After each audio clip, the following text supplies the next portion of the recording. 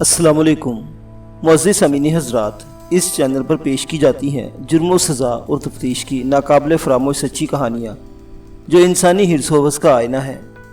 قصبہ جمال پور Tarar main road پر واقع تھا اور جس سکول میں چودھری نثار حسین کی نواسی ریحانہ زیر تعلیم تھی وہ میرے تھانے سے چند گز کے فاصلے پر تھا، لہٰذا اس کی حفاظت کے انتظامات کے سلسلے میں مجھے بہت سی آسانیاں حاصل تھیں۔ میں نے نجیب اللہ اور ریاض احمد نامی دو کانسٹیبلز کو ان کی ذمہ داریوں سے آگاہ کرنے کے بعد ڈیوٹی پر لگا دیا۔ دونوں نے سادہ لباس میں رہتے ہوئے اپنے فرائض کو نبھانا تھا۔ وہ دونوں نہایت ہی چاقو چوبند اور تجربہ کار پولیس اہلکار تھے۔ مجھے قوی امید تھی وہ ریحانہ کا ایک بھی بال بانکا نہیں ہونے دیں گے۔ چودھری سکندر علی آف کوٹ جھمرہ کی سنگن لینے کے لیے میں نے ضروری ہدایت کے ساتھ اپنے خاص بندے کو موزہ کوٹ جھمرہ کی جانب روانہ کر دیا۔ نبی بخش نامی یہ بندہ دراصل پولیس کا مخبر تھا جو عام لوگوں میں گھل مل کر اپنا کام نکالنا بخوبی جانتا تھا۔ میں نے اسے تاکید کر دی تھی کہ جیسے ہی اسے کوئی خاص بات پتہ چلے وہ فوراً مجھے اس کی اطلاع دے۔ اس نے مجھے احکام کی تعمیل کا یقین دلایا اور کوٹ جھمرہ کی جانب چلا گیا۔ کوٹ جھمرہ عظیم آباد، وسن پورہ، سکھے کی اور اس کے گرد و نواح کا سارا علاقہ میرے تھانے کی حدود میں آتا تھا۔ مجھے امید تھی اگر واقعی چودھری سکندر علی اپنے ذہن میں کوئی خطرناک ارادہ باندھے بیٹھا ہے تو اس کے لیے ایسے مذموم ارادے کو خاک میں ملا کر رکھ دوں گا۔ 2 روز خیر و عافیت سے گزر گئے۔ نجیب اللہ اور ریاض احمد اپنی ڈیوٹی پوری کرنے کے بعد تھانے آتے اور مجھے سب ٹھیکہ کی رپورٹ پیش کر دیتے۔ ان میں سے ایک تو اسی وقت تھانے آ جاتا جب اسکول کی چھٹی کے بعد ریحانہ اپنے تانگے پر بیٹھ کر سکھے کی جانب روانہ ہو جاتی، اور دوسرا سائیکل پر محفوظ تعاقب کرتے ہوئے سکھے کی تک جاتا، لہذا اس کی واپسی بعد میں ہوتی تھی۔ وہ دونوں باری باری یہ ڈیوٹی انجام دے رہے تھے تاکہ شک کے امکانات کو کم سے کم کیا جا سکے۔ میں نے جس مخبر کو کوٹ جھمرہ میں کام کر لگا رکھا تھا اس کی طرف سے بھی ابھی تک کوئی خاص اطلاع نہیں ملی تھی۔ سب کچھ ٹھیک ٹھاک چل رہا تھا کہ 30 جنوری کو ایک سنسنی خیز واقعہ رونما ہو گیا۔ اس روز کانسٹیبل ریاض احمد اپنی ڈیوٹی انجام دے کر تھانے آ گیا تھا اور اس نے مجھے یہ بھی بتا دیا تھا کہ ریحانہ حسب معمول اپنے گھر کی جانب روانہ ہو چکی ہے۔ اس دن نجیب اللہ نے سائیکل پر اس تانگے کا تعاقب کرنا تھا۔ میں اس کی واپسی کا منتظر تھا۔ وہ عموماً 3 بجے تک واپس آ جایا کرتا تھا، لیکن اس روز جب وقت 4 بجے سے بھی کچھ آگے بڑھ گیا تو مجھے تشویش نے آ گھیرا۔ ایسا پہلے کبھی نہیں ہوا تھا۔ میری چھٹی حص نے پیشہ ورانہ تجربے سے گٹھ جوڑ کے بعد مجھے خبردار کیا کہ کوئی بڑی گڑبڑ ہو چکی ہے۔ میں نے کانسٹیبل ریاض احمد کو اپنے کمرے میں بلایا اور اضطراری لہجے میں کہا، تیار ہو جاؤ، ہمیں اسی وقت سکھے کی جانا ہے۔ نجیب اللہ کے واپس آنے کے بارے میں وہ بھی جانتا تھا، لہٰذا نہایت ہی فرما برداری سے بولا، اوکے سر، میں سواری کا بندوبست کرتا ہوں۔ اتنا کہہ کر موڑا ہی تھا کہ سواری کا بندوبست ہو گیا۔ اسی لمحے چودھری وقار حسین سلطان کے ساتھ میرے کمرے میں داخل ہوا۔ اس کا چہرہ غصے کے تاثرات سے تمتما رہا تھا۔ سلطان علی بھی خاصے جوش میں نظر آ رہا تھا۔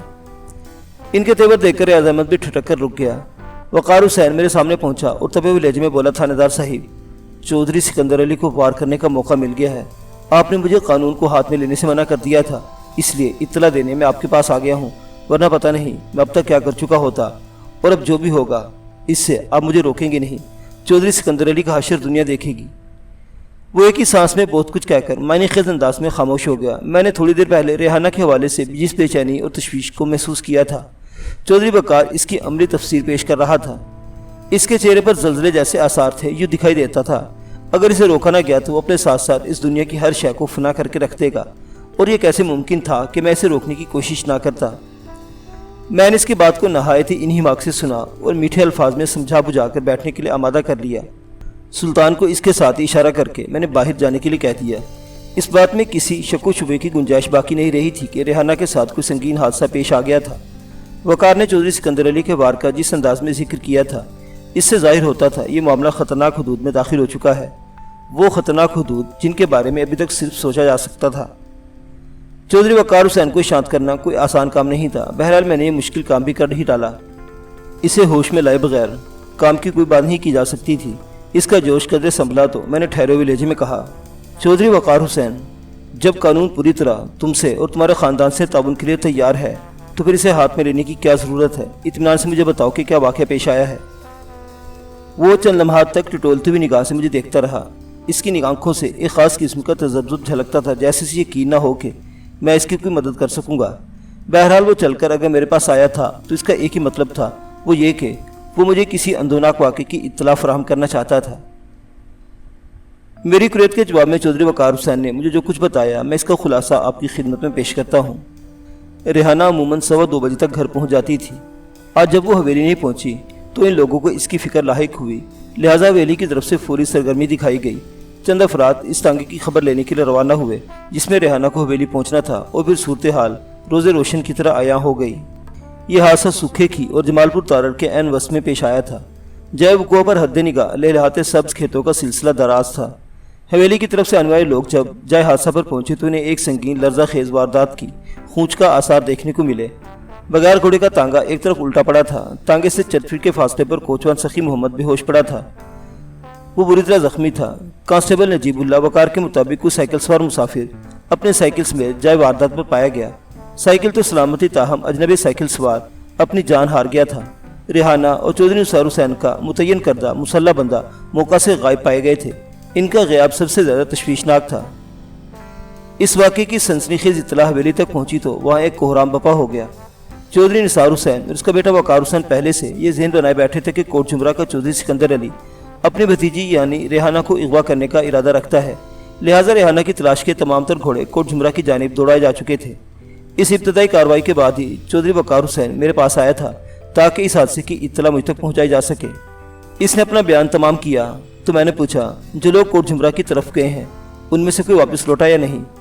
وہ پھنکار سے مشابہ آواز میں بولا، تھانے دار صاحب، سکھے کی اور کوٹ جمرہ میں لگ بھگ 8 میل کا فاصلہ حائل ہے اور درمیان میں بڑا سا ذخیرہ بھی واقع ہے۔ ابھی تک تو وہ لوگ وہاں پہنچے ہی ہوں گے، ان کی واپسی میں 1 گھنٹہ مزید لگ سکتا ہے۔ ذخیرہ سے وقار حسین کی مراد گھنے درختوں کا وہ حصہ تھا جو جائے وہ کنواں اور اس کے راستے کے درمیان میں پڑتا تھا، جس پر سفر کرتے ہوئے سکھے کی سے کوٹ جمرہ پہنچا جا سکتا تھا۔ اس کچے راستے کے ساتھ ساتھ بڑی نہر بھی مشرق سے مغرب کی سمت بہتی تھی۔ مذکورہ نہر سکھے کی اور کوٹ جمرہ کے قریب سے گزرتی تھی۔ کانسٹیبل نجیب اللہ کی ہلاکت نے مجھے دل گرفتہ کر دیا تھا۔ میں نے وقار حسین سے استفسار کیا، اس سائیکل سوار مسافر کے بارے میں کچھ پتہ چلا؟ وہ کون تھا، کہاں سے آ رہا تھا اور کہاں جانے کا ارادہ رکھتا تھا؟ سادہ لباس کانسٹیبلز کی سرگرمیوں کے بارے میں صرف مجھے اور چودھری نثار حسین ہی کو خبر تھی۔ وقار حسین نے سوال سن کر شاکی نظر سے میری طرف دیکھنے لگا۔ مجھے یہ سمجھنے میں ایک لمحہ بھی نہیں لگا کہ وہ مرحوم کانسٹیبل نجیب اللہ کی حقیقت سے واقف ہو چکا تھا۔ نہایت ہی تھکے ہوئے انداز میں اس نے مجھ سے کہا، تھانے دار صاحب، آپ بجھارتے کیوں ڈال رہے ہیں؟ مرنے والے اس سادہ لباس شخص کا تعلق آپ کے تھانے سے تھا۔ بہرحال اس نے بہت ڈٹ کر مقابلہ کرنے کے بعد جان دی ہے۔ اب مزید کسی سوال و جواب کی گنجائش باقی نہیں رہی تھی۔ تھوڑی دیر پہلے میں کانسٹیبل ریاض احمد کو سکھے کی جانے کے لیے تیاری کا حکم دے چکا تھا، لیکن موجودہ صورتحال میں کانسٹیبل ریاض احمد کے بجائے میرے ساتھ ASI فدا حسین کا جانا زیادہ مناسب تھا۔ ہنگامی تیاری کے بعد ہم فی الفور جائے وقوع کی جانب روانہ ہو گئے۔ راستے میں چھوٹے چودھری وقار حسین کی زبانی مجھے معلوم ہوا کہ کانسٹیبل نجیب اللہ کی لاش کو جائے واردات پر ہی چھوڑ دیا گیا تھا، جبکہ وہ لوگ زخمی کوچوان کو اٹھا کر چودھری کی حویلی لے گئے تھے۔ سخی محمد کی حالت خاصی تشویشناک تھی۔ ابتدائی طبی امداد کے ساتھ ہی وہ لوگ کوچوان کو ہوش میں لانے کی کوشش کر رہے تھے۔ ادھورے تانگے اور کانسٹیبل کی سائیکل کو بھی موقع واردات پر ہی پڑے رہنا دیا گیا تھا۔ تھوڑی دیر کے بعد ہم جائے وقوع پر پہنچ گئے۔ جائے وقوع پر درجن بھر افراد موجود تھے۔ مذکورہ افسوسناک حادثہ سکھے کی سے جمال پور تارڑ جانے والے راستے کے کنارے پیش آیا تھا۔ میں نے سب سے پہلے کانسٹیبل نجیب اللہ کی لاش کا معائنہ کیا۔ نجیب اللہ کے لاش کا لفظ میں نے اس لیے استعمال کیا ہے کہ پہلی نگاہ میں مجھے یقین ہو گیا تھا کہ اب وہ ہم زندہ انسانوں کے درمیان موجود نہیں رہا۔ تفصیلی معائنے کے نتیجے میں یہ حقیقت سامنے آئی کہ اس سینے میں لگنے والی گولیوں نے اس کی زندگی کو چاٹ ڈالا تھا۔ موقع پر موجود افراد نے ایک اچھا کام یہ کیا کہ کانسٹیبل کی لاش کو ایک چادر سے ڈھانپ دیا تھا۔ ایک محتاط اندازے کے مطابق جس وقت یہ حادثہ سانحہ پیش آیا، تانگے میں 3 افراد موجود تھے: چودھری نثار حسین کی نواسی ریحانہ، کوچوان سخی محمد اور محافظ، جو ریحانہ کی حفاظت کے لیے پوری طرح مسلح تھا۔ تانگے سے باہر اپنے سائیکل پر نجیب اللہ تھوڑا فاصلہ رکھ کر ان کا تعاقب کر رہا تھا۔ اس بات میں کسی شک و شبے کی گنجائش نہیں کہ جس لمحے یہ لرزہ خیز واقعہ رونما ہوا، ان کے آس پاس کوئی راہگیر موجود نہیں تھا، ورنہ حویلی تک اس کی اطلاع پہنچنے میں ذرا دیر نہ لگتی۔ ریحانہ اور مسلح محافظ سرے سے غائب تھے۔ سر دست وثوق سے نہیں کہا جا سکتا تھا کہ ریحانہ کی گمشدگی میں اس مسلح نگران محافظ کا کوئی ہاتھ ہے یا پھر ان دونوں کو کسی تیسرے شخص نے غائب کیا ہے۔ کوچوان سخی محمد کی بے ہوشی بھی تشویشناک تھی۔ اگر وہ بیان دینے کے قابل ہوتا تو اس واقعے پر روشنی ڈال سکتا تھا۔ ویسے میں نے ابھی تک اسے دیکھا نہیں تھا۔ ادھر سے فارغ ہونے کے بعد میں سیدھا حویلی جاتا، پھر یہ صورتحال واضح ہو سکتی تھی۔ تانگے والا گھوڑا بھی نہایت ہی پراسرار انداز میں غائب پایا گیا تھا۔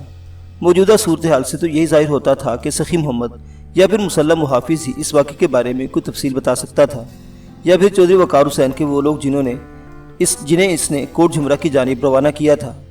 میں نے ASI فدا حسین کے تعاون سے جائے واردات کا تفصیلی نقشہ تیار کیا، پھر کانسٹیبل نجیب اللہ کی لاش کو ضلع ہسپتال بھجوا دیا۔ ASI کو بھی میں نے لاش کے ساتھ ہی ہسپتال روانہ کر دیا۔ میں اس ضروری کارروائی سے فارغ ہوا ہی تھا کہ چودھری وقار حسین میرے قریب آ گیا۔ اب بتائیں تھانے دار صاحب، آپ کتنی دیر میں میری بھانجی کو واپس لا سکتے ہیں؟ اس نے اکھڑے ہوئے لہجے میں دریافت کیا۔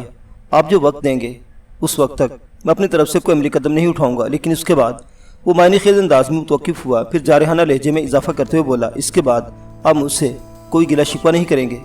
چودھری وقار حسین نے عملی قدم کے لفظ پر خاصا زور دیا تھا، جس کا واضح مطلب تھا وہ قانون کو ہاتھ میں لینے کے لیے پر تول رہا تھا۔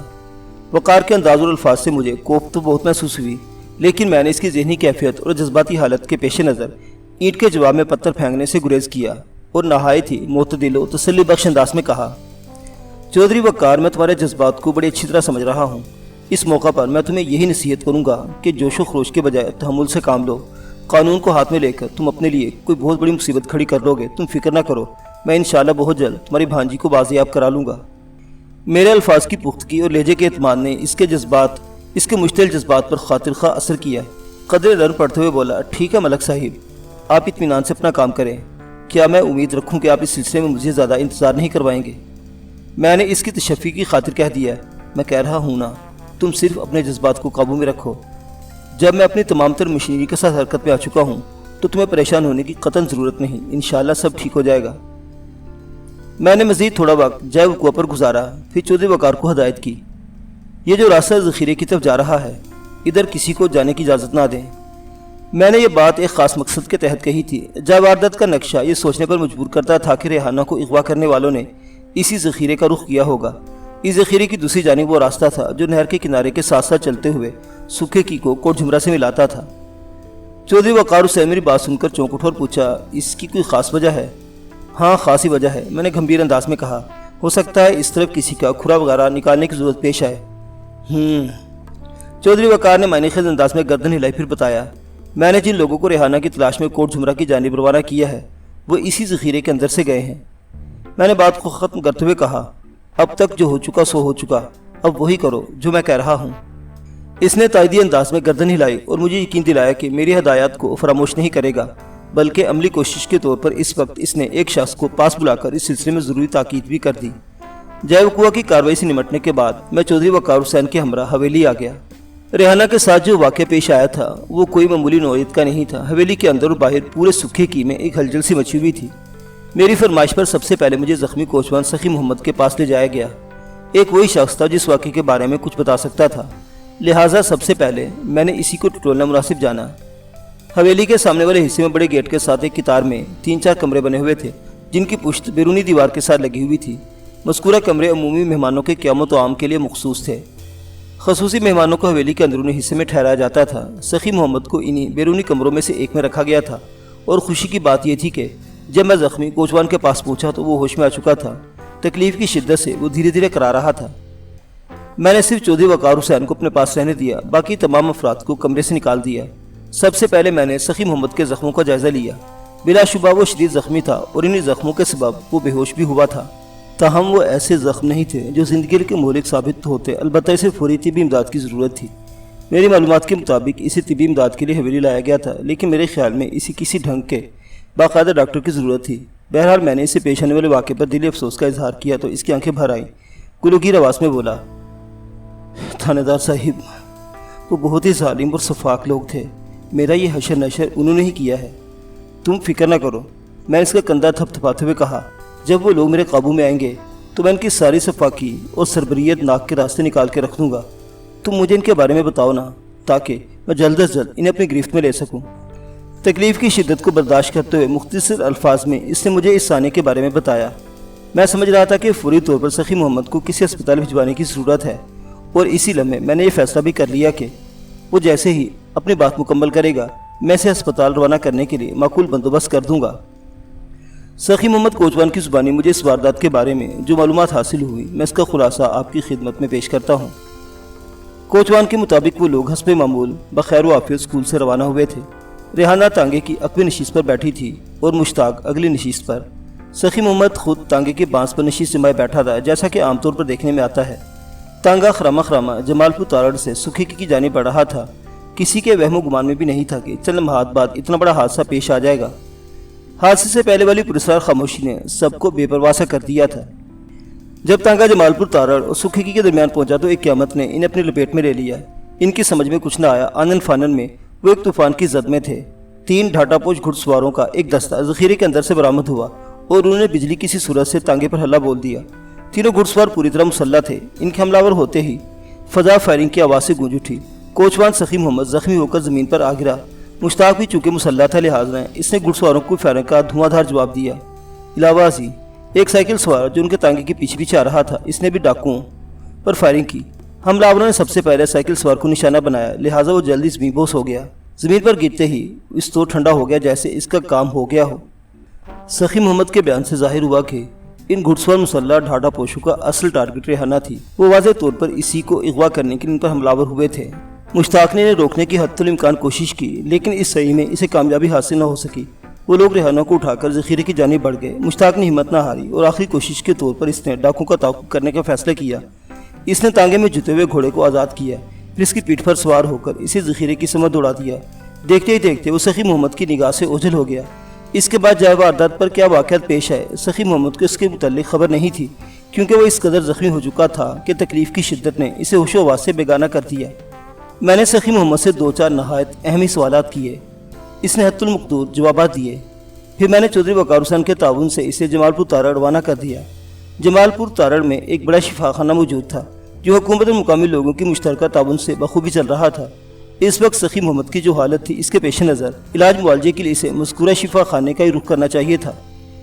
معزز سامعین و حاضرین، اغوا اور قتل کی واردات کی یہ کہانی ابھی جاری ہے۔